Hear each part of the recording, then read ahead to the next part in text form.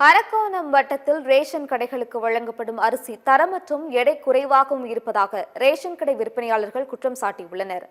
ராணிப்பேட்டை மாவட்டம் அம்மனூர் பகுதியில் அமைந்துள்ள தமிழ்நாடு நுகர்பொருள் வாணிப கழக கிடங்கில் இருந்து அரக்கோணம் வட்டத்தில் இயங்கி வரும் 200க்கும் மேற்பட்ட நியாய விலை கடைகளுக்கு ரேஷன் அரிசி அனுப்பப்படுகிறது.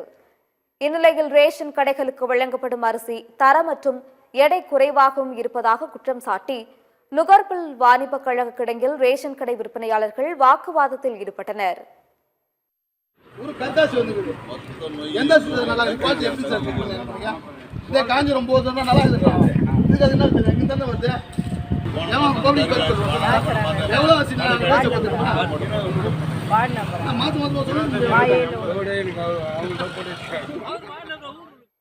இந்நிலையில் கன்னியாகுமரி மாவட்டத்தில் உள்ள நுகர்பொருள் வாணிப கழக கிடங்குகளில் தமிழ்நாடு உணவு கழக தலைவர் சுரேஷ் ராஜன் ஆய்வு மேற்கொண்டார்.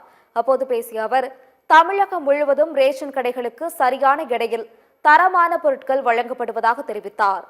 அரசும் அதிகாரிகளும் மக்களுக்கு தரமான ரேஷன் பொருட்கள் கிடைக்க நடவடிக்கை எடுத்து வருவதாக கூறினார்.